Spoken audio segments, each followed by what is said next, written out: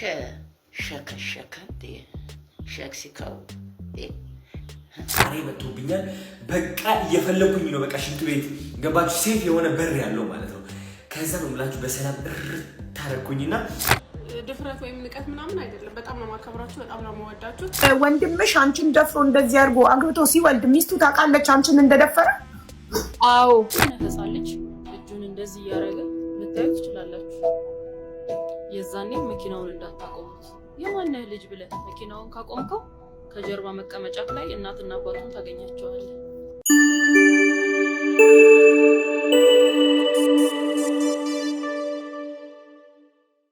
ሰላም እንዴት ናችሁ? እንኳን ወደ ኤፍራታ ቲዩብ የዩቲዩብ ቻናል በሰላም በጤና በፍቅር መጣችሁ። እንኳን ደህና ቆያችሁኝ። አረፍ በሉ። እንደተለመደው እንግዲህ እናንተን ፈታ ዘና ያረጋሉ እንዲሁም ግርምትን ይጭራሉ ብሎም የእናንተ ምክርና ተግሳጽ ይፈልጋሉ ብዬ ያሰብኳቸውን ቪዲዮዎች ሰብሰብ አድርጌ ይዤላችሁ መጥቻለሁ ማለት ነው። እንደሚታወቀው ይሄ ቤት ምን ይፈልጋል? ፍቅር ይፈልጋል። ፍቅር አሰጣጡ ደግሞ እጅግ በጣም ቀላል ነው። ሰብስክራይብ የምትል ቀላሙ ሞንደልደል ያለች በተናለች እሷን ነካ በማድረግ እንዲሁም ላይክ እና ሼር በማድረግ ሐሳብ አስተያየታችሁን ኮሜንት ላይ ጻፍ በማድረግ ብሎም የምለቃቸው ቪዲዮዎች ደግሞ በቶሎ እንዲደርሷችሁ የደወል ምልክቷን በመጫን ለዚህ ቤት ፍቅር መስጠት ይቻላል ማለት ነው። እንዲሁም የኢንስታግራም፣ የፌስቡክ፣ የቲክቶክ ገጾችም ዲስክሪፕሽን ላይ ያሉ እነሱንም ነካ በማድረግ እንድሰራባቸው የምትፈልጓቸው ቪዲዮዎች ካሉ በዛ መላክ ትችላላችሁ ማለት ነው። ብዙ ወሬ አናብዛ፣ ወደ ቪዲዮ። አዲስ ምሳቃ ገዝቻለሁ።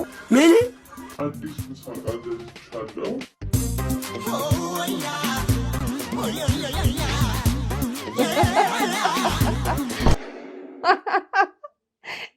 ግርማ ወይኔ ሻማሪ፣ እሺ በለኝና በእናትህ መኪና ልግዛልህ።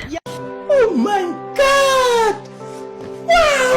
ይኸውልሽ ዛሬ እሱን ላወራሽ አይደለም የመጣሁት እኮ። እሺ ምንድነው? ለምንድነው የምታስጨንቀን? በህይወቴ አንድ ውሳኔ ወስኛለሁ። ኦኬ፣ ከዚህ በኋላ የማንንም እገዛ አልፈልግም። ያንቺንም ሆነ የቤተሰቦቼ። ጓደኞቼ በራሳቸው እየተፍጨረጨሩ እየተለወጡ እያየሁ ነው። እኔ ደግሞ ኮንፊደንሴን አጥቻለሁ። ስለዚህ ከዛሬ ጀምሮ በራሴ መስራት ልጀምር ነው። እሺ ከዳዲ ተቀብዬ 100 ሚሊዮን ልስጥ?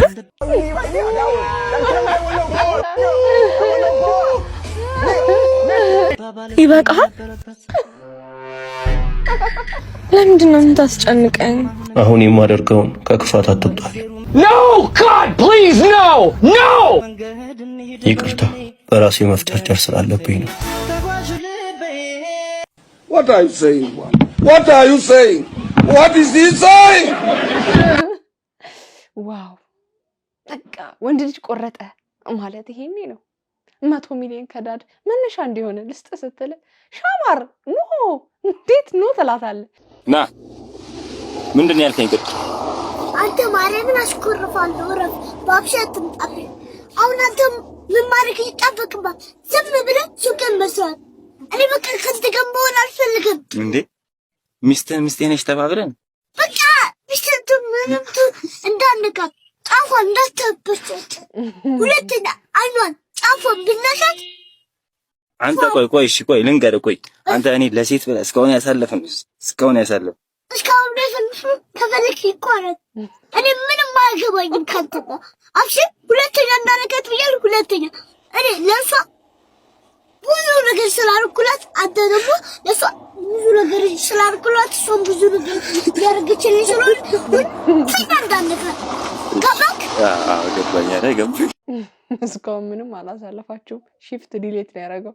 እንዴ ባይኑ ነው የመጣበት። ምን ለማለት ፈልገህ ነው? ታዋቂ ሆነ ማራት አትችልም። ልንገራችኋ፣ ታዋቂ ከሆንክ ውጭ ማራት አትችልም። ያጋጠመኝ ነገር ልንገራችሁ። ቅድም ማለት ነው አሬ መጥቶብኛል። በቃ እየፈለኩኝ ነው። በቃ ሽንት ቤት ገባችሁ? ሴፍ የሆነ በር ያለው ማለት ነው። ከዛ ነው ብላችሁ በሰላም ታረቁና በሩን ክፍት አድርጌ ስወጣ እላችኋለሁ ያዩኝ ሰዎች ነበር። ወደ ሽንት ቤት ውስጥ ገባ እየጠበቁኝ ነው ተሰልፈው ማለት ነው። እኔ ሳራ ደግሞ ልንገራችሁ የ5 ደቂቃ ካር በኋላ 5 ደቂቃ ዝምታ ያስፈልገኛል። እያራው እያለ 5 ደቂቃ ዝምታ። ያናገረኝ ሰው አልፈልግ፣ መናገር አልፈልግ፣ ስልኬና እኔ ብቻ ነው የምፈልገው። እና በቃ ቅድም የተነሳችሁ ከኔ ጋር የተነሳችሁ ሰዎች የማይሆን ሰዓት ነው የተገናኘ ነው። በጣም ማለት ነው። ስለዚህ እባካችሁ ሽንት ቤት ስገባ ካያችሁኝ 5 ደቂቃ ጠብቁኝና ከዛ ማውራት ጀምራለሁ። ቢካዝ አፌ ይዘጋል። ልንገራችሁ፣ ውሃ ስጠጣ ማውራት ትችላለህ፣ እኔ ሳራ ማውራት አልችልም። ይቅርታ አድርጉልኝ። አሁን የት ሆነ ነው እያወራህ ያለው? አወቅሽ ሲሏት የባሏን መጽሐፍ አጠበች አሉ። እያማጡ ማነብነብ ይቻላል እንዴ? እነዚህ ነን ስቶፕ እኮ ነው የሆንከው። ለፎቶ ሲሆን ነው ሚዩት የምትሆነው። ኧረ ተው አዶናይ ተው። እኔ እንኳን እዚህ ሆኜ አንተ ቪዲዮ ውስጥ ሆነ ሸቶኛል። ይገርምሃል እንዴ? ኧረ እያፈርን ጭራሽ ኩሱን እየጣለ አይከብድም። እንዴት ናችሁ? የማውቃችሁ ሰዎች ትልልቅ ሰዎች ብዙ የማከብራችሁ አላችሁ አውቃለሁ። ግን ይሄ ደግሞ ምን እንደሆነ ታውቃላችሁ። መቼም እንትን አልበላም እና ይቅርታ አድርጉልኝ። ድፍረት ወይም ንቀት ምናምን አይደለም። በጣም ነው የማከብራችሁ፣ በጣም ነው የምወዳችሁ። ግን በቃ እኔ እንዲያልፍልኝ ብዬ ነው የሰገጥኩት እንጂ ለሌላ ነገር አይደለም። በሌላ ነገር ሰግጠሽ ነው እና በጣም ነው የማመሰግነው። በጣም ነው የምወዳችሁ። ቴንክ ዩ። ይቅርታ ተመልካቾቼ፣ ይሄንን በማቅረቤ በጣም ይቅርታ በእውነት አሁንስ ተጫጫሰን። አሁንስ የፈለገ ንጹህ ምግብ ሊሆን ይችላል፣ ግን እንደው ኧረ በእናታችሁ ኧረ በስመ አብ ቅጥ አምባራችሁን አጣችሁ። እግዚአብሔር ምንድነው ምንድነው? ዋው ወይኔ ክሬቲቪቲሽ ወከከ ነው የሚያደርገው። አንዱ እኮ ነው ጫቱን እየቃመ አንተ ገጠሬ ጥቅስ አንጣ እስኪ አለኝና ከጄ ላይ ላፍ አድርጎ ወስዶ ገና የመጀመሪያውን ማንበብ ሲጀምር ምንም ምትል ቢያገኝ ጥሩ ነው። ከተሜ ነኝ ብለህ ብዙም ደስ አይበልህ፣ ከገጠር የመጣች የጫት ምርኮኛ ነህ። እውነት ነው። ይህ ከላይ የምትመለከቱት የህፃናት መጫወቻ ቤተል አካባቢ እንግዲህ አንድ መንገድ ዳር የሚገኝ የኮሪደር ልማት ላይ የተሰራ መቀመጫ ነው እና መቀመጫው ልክ እንደ ዥዋዥዌ ስለሚያገለግል ልጆች ላዩ ላይ እየወጡበት እንግዲህ ከላይ እንደምትመለከቱት ይጫወቱበታል። ይህም ነገር እንግዲህ ተሽከርካሪዎች በአጠገባቸው ስለሚያልፍ ወደ አስፋልት መንገዱ ወጣ እያለና ተሽከርካሪዎችም እንግዲህ ከላይ እንደምትመለከቱት ልጆቹን እየሳቷቸው ነበር የሚያልፉት። ይህም ነገር አደገኛ ነው። ምናልባት የመበጠስ አደጋ ካጋጠመው እንግዲህ የከፋ ጉዳት ሊያስከትል ስለሚችል የሚመለከተው አካል እንግዲህ ምላሽ እንዲሰጥ በማለት ሁላችንም በሶሻል ሚዲያ ላይ ድምፅ እንሆን ነበር። እናም አሁን ላይ እንግዲህ የሚመለከተው አካል አፋጣኝ የሆነ ምላሽ ሰጥቶት ከላይ እንደምትመለከቱት ዥዋዥዌው እንዳይንቀሳቀስ በብረት ተበይዶም ይገኛል። ለዚህም አፋጣኝ ምላሽ ለሰጠው አካላት ምስጋና ይገባል። ወላጆችም እንግዲህ ልጆቻቸው የሚጫወቱበትን ቦታ በጥንቃቄ መምረጥ ይኖርባቸዋል። ዋው እኔ ደግሞ እንደዚህ ነው አሁንም የተባለ መስሎኝ በጣም ነው የደነገጥኩት። ሌሊት የምትሰሩ የራይድ ሹፌሮች ይህ ቪዲዮ ይጠቅማቸዋል። ሰዎች እኔ ስታስፈሪ ማለቱን ትታችሁ መሰጣችሁ ኢንፎርሜሽን ላይ ፎከስ አድርጎ። ኦኬ የራይድ ሹፌሮች የሌሊት እንግዳ ፓርት 2። እኔ የምነግራችሁ ነገር ሁሉ ከሌሊቱ 6 ሰዓት በኋላ የሚፈጠሩ ነገሮች ናቸው። ኦኬ እሺ የራይድ ሹፌሮች አንድ ተሳፋሪ ገብቶ የሚሄድበትን ቦታ ዴስቲኔሽኑን ካልነገረ ደግመህ እንዳትጠይቀው። ዝም ብላችሁ መንገድ ወደ መራችሁ ብቻ መንዳት ነው። በራሱ ጊዜ ከመኪናው ላይ ይሰወራል። አንዳንዴ የጫናችሁት ሰው ፊት ላይ ኖረው ይችላል። እንደዚህ አይነት ሰው መኪናችሁ ውስጥ ከገባ መቃብር ቦታ ነው አድርሱኝ የሚላችሁ። ከእናንተ የሚጠበቀው አንድ ነገር ነው። መኪናችሁን ቀስ እያላችሁ ወደ አላችሁ ቦታ መንዳት ብቻ። መኪናውን በፍጥነት እንዳትነዱት። መቃብር ቦታው ላይ እንደደረሳችሁ ከሱ ከሰውየው ሳይሆን ከውጪ አቁመው እዚህ ጋር ድምፅ ሹፍታ ልትሰሙ ትችላላችሁ። እና ያንን መኪና ካቆማችሁት በዛ ቀን የምትቀበሩት እናንተ ናችሁ። አንዳንዴ አስፋልት ላይ የሆነ ህፃን ልጅ እጁን እንደዚህ እያደረገ ልታዩ ትችላላችሁ። የዛኔ መኪናውን እንዳታቆሙት። የማነህ ልጅ ብለህ መኪናውን ካቆምከው ከጀርባ መቀመጫ ላይ እናትና አባቱን ታገኛቸዋለህ። እንደገና አንዳንዴ ከሌሊቱ ከ8 ሰዓት እስከ 10 ሰዓት አካባቢ ሹፌር የሌለው መኪና ባጠገባችሁ ሲያልፍ ልታዩ ትችላላችሁ። ከእናንተ የሚጠበቀው ያንን መኪና ደግማችሁ እንዳታዩ፣ ጀስት በራችሁን መቆለፍ እንዳረሱ። ዝም ብላችሁ የራሳችሁ መኪና መንዳት ላይ ፎከስ አድርጉ። ያ መኪና በራሱ ጊዜ ይሰወራል። ሊከብዳችሁ የሚችለው ነገር አሁንም እነግራችሁ ነው። የጫናችሁት ሰው ሂሳቡን ስትነግሩት ከቦርሳ ውስጥ የሀገር ሳንቲሙን ብር ማለት ነው አውጥቶ ሊከፍላችሁ ይሞክራል። ከቦርሳ ውስጥ የሳንቲም ድምፅ ከሰማችሁ በእጃችሁ እንዳትቀበሉት፣ እዛው መቀመጫው ላይ አስቀምጠው በሉት። ሂሳቡን ብትምሩት ተጎጂ አትሆኑ፣ ትጠቀማላችሁ እንጂ። ሳንቲም ሊሰጣችሁ የሚሞክረው ያ ሰው ኦልሬዲ በህይወት የሌለ የሞተ ሰው ነው። እንግዲህ ጉድ ላክ። እውነት ለመናገር ያንቺ ራሱ አሳሳቀሽ አባባልሽ ያስፈራል። ይህን ቪዲዮ እንዳየሁት እኔ ራሴ እውነት ለመናገር ደነገጥኩ፣ ፈራሁ። የሆነ ዞር ብዬ ምናምን ለማየት ሞከርኩ፣ እቤቴ ሆኜ ማለት ነው። ኮመንት ላይ ገብቻ ያለው ፒፕሉ እንዳለ ተንበጫብጫል ለምላቸው። እኔ አላቅም እውነቱን ውሸት፣ የምታወራው ነገር ግን የሚያስፈራ። እንግዲህ ከጠቀማችሁ ሌላም የተናገረችው ነገር አለ፣ እስቲ እሱንም እንስማ። የሌሊት እንግዳ ፓርት 3። ሆስፒታል ውስጥ የሌሊት ሽፍት የምትሰሩ የጤና ባለሙያዎች ይህ ቪዲዮ ይጠቅማችኋል። ሁሌም እንደምነግራችሁ እነዚህ እኔ የምነግራችሁ የሚፈጠሩ ነገሮች ከሌሊቱ 6 ሰዓት በኋላ ነው። አንዳንዴ ሆስፒታል ውስጥ ዊልቼር ማለቴ ይሄ አካል ጉዳተኞች የሚሄዱበት መኪና ብቻውን እየሄደ ልታዩ ትችላላችሁ። ያንን ዊልቼር በጭራሽ ለመንካት እንዳትሞክሩ። ምናልባት ሆስፒታል ውስጥ ሞተው የተረሱ ሰዎች መንፈስ ሊሆን ይችላል። አንዳንዴም ከኋላችሁ የሚከተላችሁ የሚመስላችሁ ኮቴ ልትሰሙ ትችላላችሁ። ከእናንተ የሚጠበቀው አንድ ነገር ነው። ሳትደናገጡ ወደ ኋላ ዞራችሁ ሳታዩ ቀጥ ብላችሁ ወደፊት መንገዳችሁን መቀጠል ብቻ። አንዳንዴ ከተዘጉ ክፍሎች ውስጥም ስማችሁን የሚጠራ ድምፅ ልትሰሙ ትችላላችሁ።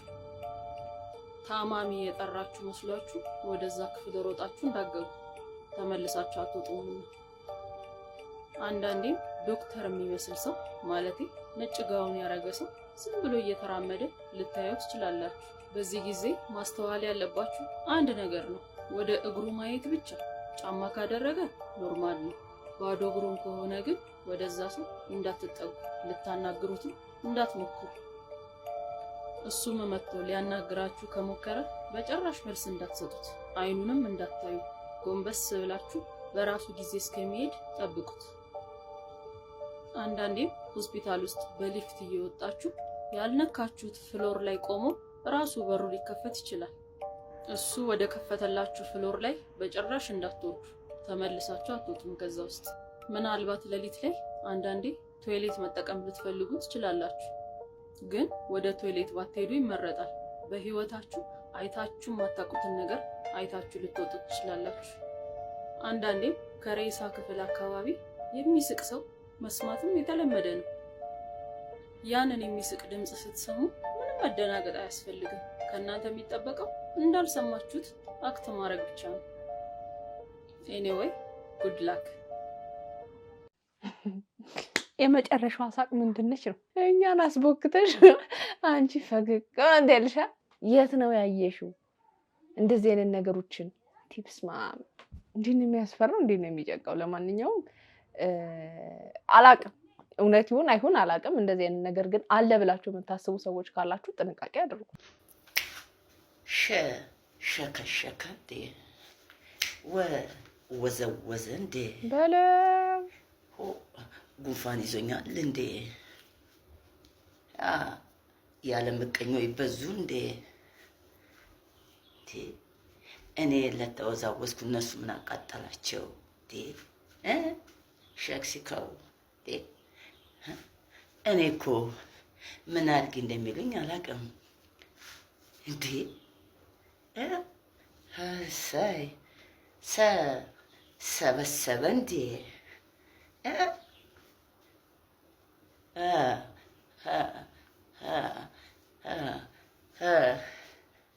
እንዴኔ መሆን አቃታችሁ እንዴ?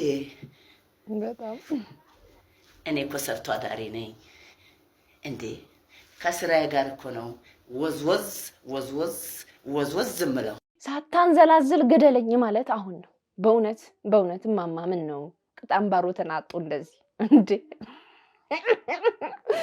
ምንድነው ያዙ ይልቀቁኝ እንደዚህ ማለት አግባብ ነውን እንዴ? አንበሳ ሲያረጅ የዝንብ መጫወቻ ይሆናል ነበረ ነው? እኛ ነን ያረጀነው እርሶ ወጣት እየሆኑ አልገባኝም እንዴ? ዝም ብሉብን እኮ ተጫወቱብን። ኧረ ስነ ስርዓቶትን ያዙ። ተከበሩ፣ አንቱ ሴትዮ ተከበሩ። ቅጣም ባራቸውን ያጡት በቃ የሚያደርጋቸውን ነው እያሳጣቸው ያለው በቃ በስተርጅና እንዘርጥጥ እንዴ አንቺ እንበልን ምን ነው ማዘር ኖር አይደለም እንዴ? አሁን ላይ እንግዲህ ይህ ነገር እየተለመደ መጥቷል። በተለይ ደግሞ ከብት ምናምን የሚሰርቁ ሰዎች ከከብቱ ጋር ይታሰሩና እንደምታዩት አደባባይ ህዝብ እያያቸው ይሄዳሉ፣ ይቀረጻሉ። ቲክቶክ ላይ ቪዲዮ ይለቀቃል። ነገር አግባብ ነው አይደለም? አስተያየታችሁን ኮሜንት ላይ አስቀምጡ። አረ በደንብ አግባብ ነው።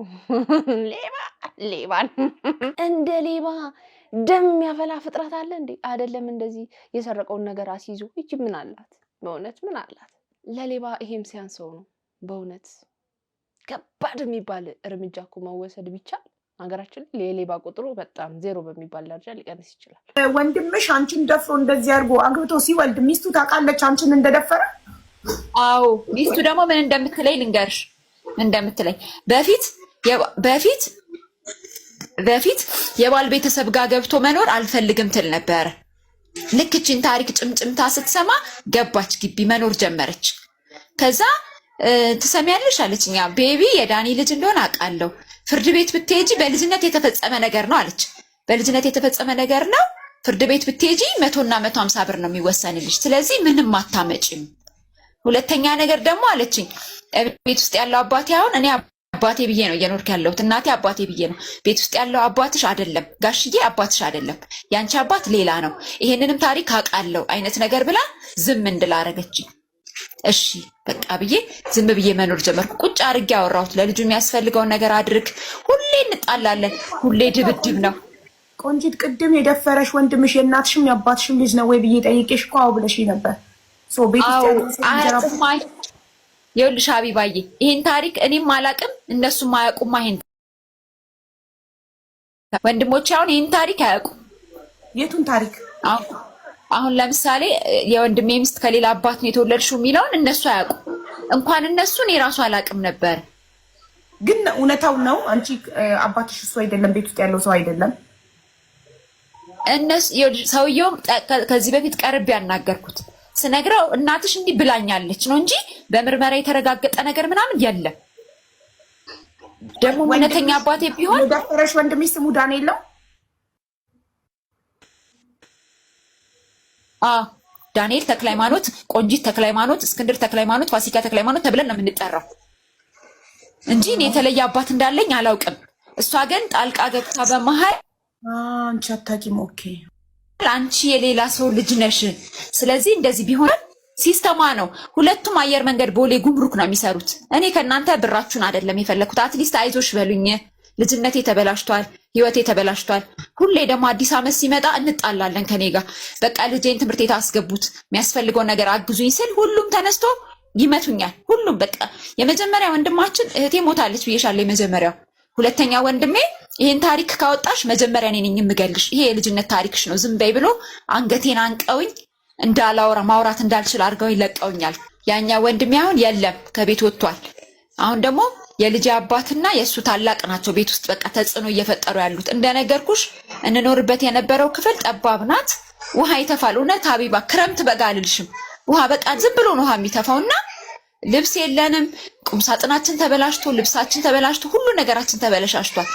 ግራ ገባኝ። አልጋ የለኝም። ኢቭን አሁን የሚገርምሽ ችፑድና ፍራሹ ላይ ነው እንደዚህ ምንተኛው።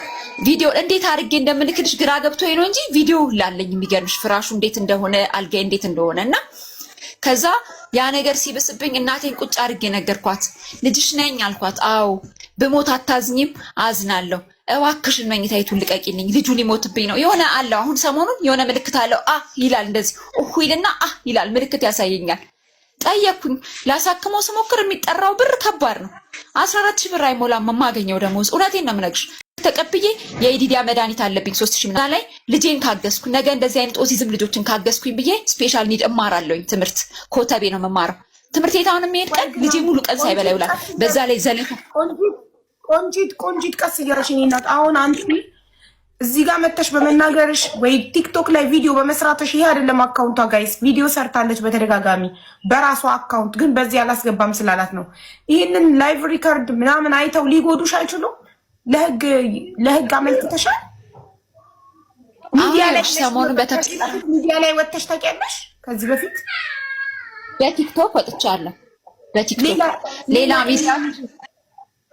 ሌላ ሚዲያዎች ጠርተው ሊያናግሩኝ ፈልገው ነበር። እሺ ሊያወሩኝ በጣም ፈልገው ነበር። ከዛ ሳስበው ቤት ውስጥ ሆኜ ይኸውልሽ ይሄ ነገር ቢፈጠር ልጄንስ ባጣ እኔስ ብሞት እነሱ ጋር እየኖርኩኝ ይሄንን ነገር አውጥቼ ብሞትስ ብዬ አስቤ ሚዲያዎች ሲጠሩኝ አልሄድኩም እስካሁን። ግን ቀስ እያልኩ ቲክቶክ ላይ ግን ያለውን ነገር እየገለጽኩኝ አትሊስት አሁን ሰፈሩ አውቋል፣ የሰፈሩ ሰው ያውቃል። ስለዚህ ትንሽ ሰዎች የሆነ ነገር ቢፈጠር ኖ እቺ ልጅ የሞተችው በዚህ ኬዝ ነው ብለው ቤተሰብን አይለቁም። ነገር ግን ሀቢባዬ ከሞትኩ በኋላ ምን ዋጋ አለው? ዋጋ እኮ የለውም። ጥያቄ በ15 ዓመትሽ ወንድምሽ ሲደፍርሽ ለቤተሰቦችሽ ስትነግሪያቸው ወደ ህግ ይዘውልሽ ሄዱ ወይስ ምን አደረጉልሽ? ስቴፕ ባይ ስቴፕ ደግሞ ወደ ህግ ይዘውልኝ አልሄዱ። የድሮ ቤተሰብ ታውቂዋለሽ፣ የቤተሰቡን ክብር ስለሚፈልግ ሚስጥር ነው ያደረጉት። ሚስጥር አድርገው ጸጥ ብለው እንዲወለድ የተደረገ። ዝም በይ ተባልሽ አይደል? ዝም በይ ተባልሽ። እሺ ከማወቅሽ በፊት ነው ያለ ነው። ገና ማርገዝሽን ገና አላወቅንም። እዚህ ጋር ማርገዝ ከማወቅሽ በፊት ነው ያልነው። ትኩስ እያለ ስትነግሪያቸው አፍሽን ዝጊ ያሉሽ። ከዛ እርግዝና ደግሞ ሲፈጠር እንዴት እንዳወቅሽ፣ መቼ እንዳወቅሽ እና ለማን ቀድመሽ እንዳሳወቅሽ ስቴፑን ጠብቀሽ ነው እንድትነግሪኝ የሚፈልገው። እሺ እርግዝናን መፈጠሩን ካወቅኩ በኋላ የመጀመሪያ ማንስትሬሽን ፔሪድ ያየሁበት ታይም ስለነበረ ለእህቴ ነገርኳት። እንደዚህ አይቼ ነበረ ግን አሁን የለም ምስላት ቆይ ብላ ሆስፒታል ይዛኝ ሄደች። ሆስፒታል ይዛኝ ስትሄድ እርጉዝ ናት አላት። ግፋቤል 5 ወር ተኩል ይሆናታል አላት። ከዛ በኋላ እሷ ለማስወጣት ነበር ይዛኝ ሄደችው። ልታስወጣልኝ ነበር 5 ወር ተኩል ስለሚሆናት በቃ ዝም ብላ ትውለድ አላት። ከዛ በኋላ ይዛኝ መጣች። ያለውን ነገር ለቤተሰብ ትሽ አልነገረችም ለዶክተር በወንድምሽ ተደፍራሽ እንደሆነ ትውለድ ሲላት ከወንድሟ ተደፍራ ነው የጤና እንከን ሊያጋጥመው ይችላል አካል ጉዳተኛ ሊሆን ይችላል ብላ ለማስረዳት አልሞከረችም? እህትሽ ለዶክተር ለማስረዳት ሞክራለች፣ ግን 5 ወር ተኩል አልፎታል ትሞታለች አላት። ለመውጣት ከወንድም እንደሆነ ነግራ ዶክተሩ ትቀጥላለች ነው ማለት? አዎ 5 ወር ተኩል ስላለፋት ትሞታለች አላት። ትሞታለች፣ ስለዚህ ትውለደው አለ። እሺ ከዛ በኋላ በቃ ቤት ውስጥ እንዲወለድ ተደረገ። ቤት ውስጥ እንዲወለድ ተደረገ። ቤት ውስጥ ተወለደ ማለት ግን እንደ ልቡ እንዲሆን አልተፈቀደም። በቃ እየተዘጋበት ለምሳሌ አራስ ሆነን ሰው ከመጣ ምንም እንትን እንዳይል በቃ ማውራት ቴቴ ማማ የሆነ እድሜያቸው አለ አይደለ እንዳይናገሩ በቃ ጸጥ እንዲል የሆነ ክትባት ምናምን ራሱ ሲሆን ሌላ ቦታ ይዤ እንዳስከትብ ሰው ተደብቄ እንዲሄድ ተደርጎ ነው ያደገው። እሺ ማለት እሱንስ ምን አሉት ቤተሰብ? ምን ቀጡት? ይህን በማድረጉ ምንም አልቀጡትም። ይኸውልሽ አቢባዬ ይሄ ነገር እንደተፈጠረ እሱ ከኔ ቀድሞ ስራ አግኝቶ ሄደ። የት እኔ 5ኛ ክፍል እያለሁ ነበር ይሄ የተፈጸመው እና ያኔ ልጅ ስለሆንኩኝ ምንም አይመስለኝም ነበር። የልጅም ኃላፊነት ምን ማለት እንደሆነ ስለማላቅ ምንም አይመስለኝም ነበር። እህቴ ነበረች ትሪት የምታደርገው እህቴ። ከዛ እህቴ ካጠገቤ ያልነበረችም ወደ ክፍለ ሀገር ስራ አግኝታ ሄደች። እሱም ስራ አግኝቶ ሄደ። ግን እንደዚህ ስለ ልጁ ኃላፊነት ብዙ አልወስድም። እህቴ ነበረች ኃላፊነት የምትወስደው። ከዛ በኋላ ልክ 2000 ዓመተ ምህረት ላይ እህቴ አረፈች። እህቴ ስታርፍ ልጁ በስነ ስርዓት እኔ ላይ ሆነ ኃላፊነቱ። እኔ ላይ ኃላፊነት ሲሆን ያን ሁሉ ዓመት 7 ዓመቱ አካባቢ ነበር። ትምህርት ቤት አልገባም ነበር። ኬጂ በሚገቡበት እድሜ ኬጂ አልገባም። አፉን ብዙ ስላልፈታ፣ አፉን ደግሞ ያልፈታው ቤት ውስጥ ይደበቅ ስለነበረ ነው። ቤት ውስጥ ይደበቅ ስለነበር አፉን ስላልፈታ ኦቲዝም እንዳለበት ያወቅሽው ስንት ዓመቱ ነው? ኦቲዝም እንዳለበት ያወቅሽው ስንት ዓመቱ ላይ ነው? ልጅሽ የኦቲዝም እንዳለበት ያወቅኩት እህቴ 2000 ላይ ሞታ ለቅሶ ላይ ያዘነተኛ ምናምን ይበላ የለ እሱን በልቶ ታመመብኝ። እሱን በልቶ ሲታመም የሆነ የሰፈር ሐኪም ጋር ወስደን ስናሳየው ይሄ ልጅ ኦቲዝም አለበት አለ። ኦቲዝም ምን እንደሆነ ምን አይነት ምልክት እንዳለው እኔ አላውቅም። ከዛ ወደ የካቲት 12 ሆስፒታል ሪፈር ጻፈልኝና ይዤ ሄድኩኝ የካቲት 12 ሆስፒታል። እዛ ስወስደው እንዴት ነው ያደገው አስተዳደጉን ንገሪኝ ሲለኝ ቤት ውስጥ እየተዘጋበት እንዲህ እየተደበደበ ያለውን ስቴፕ በሙሉ ስነግረው ታዲያ ምን ኦቲዝም ነው ትይኛለሽ? እናንተ ናችሁ ልጁን በሽተኛ ያደረጋችሁት። ስለዚህ ምንም አይነት መድኃኒት አልሰጠውም፣ እያደገ ሲሄድ ይለቀዋል አለ። እንደው አሁን ወንድም መከታ ነው። ወንድም ከደፈረ ታዲያ ማን ሊታመን ነው? በእውነት በጣም እኮ ከባድ ነገር ነው። በስመ አብ ወወልድ ወመንፈስ ቅዱስ ማለት ቤተሰቦቿ ራሱ በቃ ወይ አልወለዷትም አላውቅም ብቻ በዚህ ልክ እሷ ላይ ጫና ለምን ማድረግ እንደፈለጉ የገዛ ወንድም ያው እንግዲህ አብዛኞቻችን ወንድሞቻችንን ፈርተን እንኳን እኛ ላይ ጥቃት ሊያደርሱብን ይቅርና እኛ ከሌላ ወንድ ጋር እንኳን መንገድ ላይም ሲንጀናጀን ምናምን በቃ አፍላነት እድሜ ላይ የሆነ ወንድ ሲያናግረን እንኳን ካዩ ሲቆጣጠሩን ምናምን አናውቅም። ወንድሞች መከታዎች ሲሆኑ መኩሪያ እንዳንጠቃ ሲከላከሉልን ነው የማውቀው። በዚህ ልክ ግን ሲደፍሩ ከባድ ነው። እናንተ በዚህ ጉዳይ ላይ ሀሳባችሁን ስጡ። በጣም ተሳዘነው በእውነት ስማ እንግዲህ እግዚአብሔር ይርዳት ነው የሚባለው። ሌላ ምን ይባላል? ልጇንም ካለበት ህመም እንዲወጣላት እግዚአብሔር ይርዳት ነው የሚባለው። በዚህ ጉዳይ ላይ እናንተ ምስቲ ሀሳብ አስተያየታችሁን ስጡ። ለማንኛውም ውዶቼ የዛሬ ቪዲዮቼ እነዚህን ይመስሉ ነበር። እንደወደዳችኋቸው ተስፋ አደርጋለሁ። በቀጣይ በሌላ ቆንጆ ቪዲዮዎች እመጣላችኋለሁ። እንግዲህ ይህን ቤት ፍቅር ስጡት። የፍቅር አሰጣጡ ደግሞ ይታወቃል። በጣም ቀላል ነው። ሰብስክራይብ የምትል ሞንደልደል ለለች በተናለች እሷን ነካ በማድረግ እንዲሁም ላይክ እና ሼር በማድረግ ሀሳብ አስተያየታችሁን ደግሞ ኮሜንት ላይ ጻፍ በማድረግ ብሎም የምለቃቸው ቪዲዮዎች ደግሞ በቶሎ እንዲደርሷቸው የደወል ምልክቷን በመጫን ለዚህ ቤት ፍቅር መስጠት ይቻላል ማለት ነው። የኢንስታግራም፣ የፌስቡክ፣ የቲክቶክ ገጾችም አሉ ዲስክሪፕሽን ላይ እነሱንም ነካ በማድረግ ቤተሰብነታችንን ማጠናከር እንችላለን ማለት ነው። እንድሰራባቸው የምትፈልጓቸው ቪዲዮዎች ካሉ በቲክቶክም፣ በኢንስታግራምም፣ በፌስቡክም ገጾች መላክ ትችላላችሁ ማለት ነው። ይሄን ቤት ሰብስክራይብ ማድረግ እንዳይረሳ። ትመቹኛላችሁ። የዛሬን አበቃው። Bye.